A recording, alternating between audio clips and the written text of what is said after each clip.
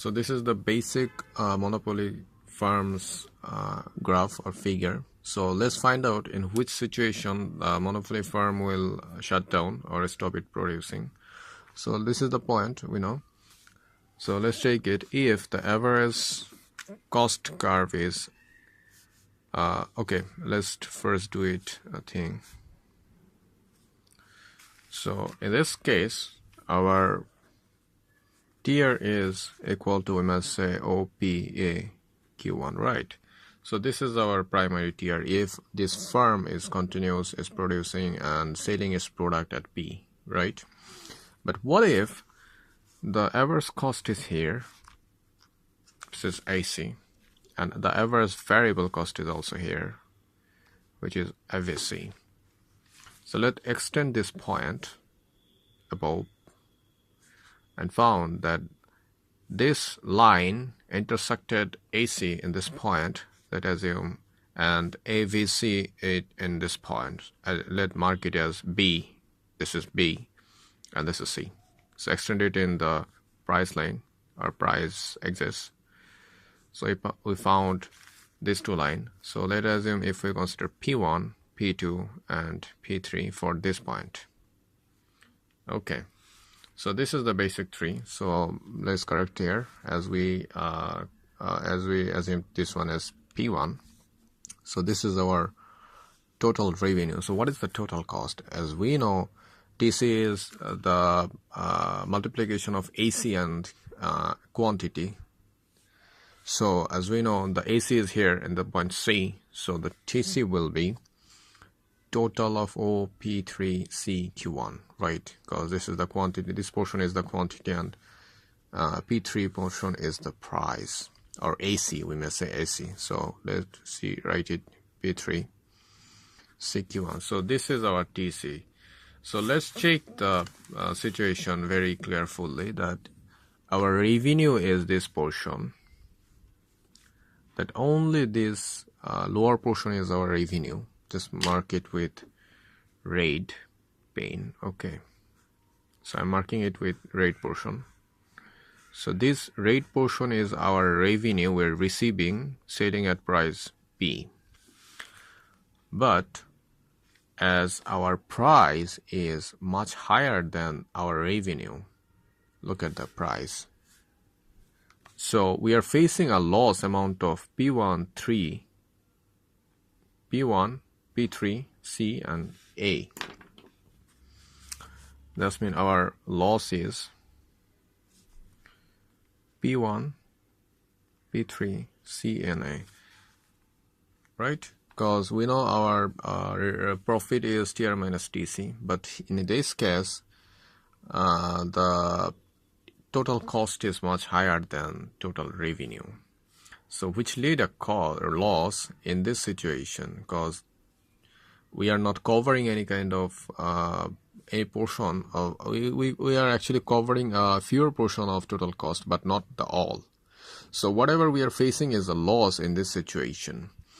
So a firm is facing loss if it continues producing, which is P1, P3, CA.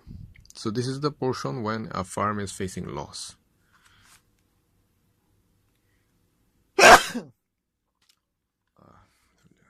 I'm sorry for this, but this is the portion a firm is facing loss when it's producing. Okay, but what if the firm stop producing? Let's check if the firm stop producing, if the loss is covered, or if the firm is not facing any loss. Let's check it. So when a firm is not producing, it is also still facing the fixed cost. Fixed cost, we all know that in short run a firm is facing fixed cost when it's not producing or when it's producing. But if it produces, it's also facing the variable cost. But if it's not producing, it's still facing the fixed cost amount. So let's check it that if a firm is producing, okay, before that we have to find out the fixed cost amount. Let's check it. As the variable cost is intersected at point B, as the variable cost is intersected at point B here. That means the above portion, the summation of average variable cost and AC is our fixed cost. This means our fixed cost is, or AVC is, P2, P3, CB. So this is the portion our fixed cost is. And our average variable cost portion is 0, P2, BQ1. So we are seeing that when the firm is producing, it is not even covering the average variable cost portion. Rather the average fixed cost portion. But if the firm is not producing, it's only facing this amount of loss, as this is the portion a firm have to face whether it's not producing or producing. So this is the loss when a firm is not producing. So this is the portion a firm faces as loss when it's not producing. But if a firm keep continuously producing, or when it's produced, in such situation, the firm is facing a huge loss, is called P1, P3, CA portion. So which is much larger than the portion firm is facing when it's not producing, right? That means when a firm is producing, it is facing larger loss than if the firm do not produce, right?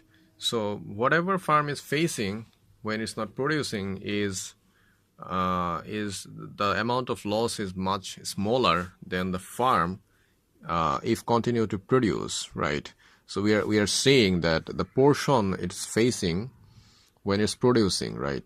When it's producing is much larger than the portion it's facing as loss when it's not producing. So this is the reason, this is the situation in when the firm is going to shut down, or this is the point when the firm will be shut down. You are seeing in the graph that when the AVC is in higher position than the MC, that is the situation when a firm will higher situation than MC, or we may say the average revenue.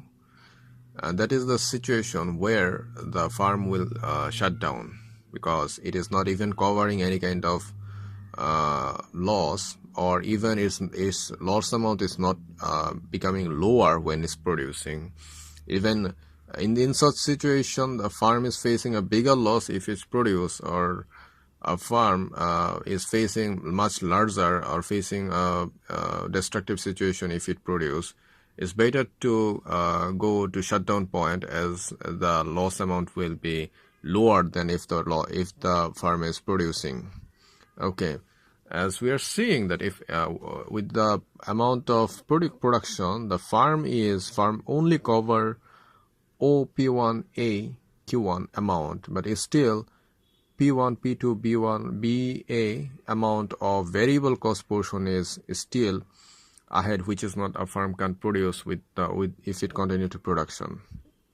Along with it, it has also P2, P3, C, B portion as its fixed cost, which a firm have to face as loss. So, as in this situation, you are seeing that a firm is facing much lower loss if it shut down than it produce, because producing lead a much larger loss that a firm have to face. So this is the situation why a monopoly firm will went to shut down.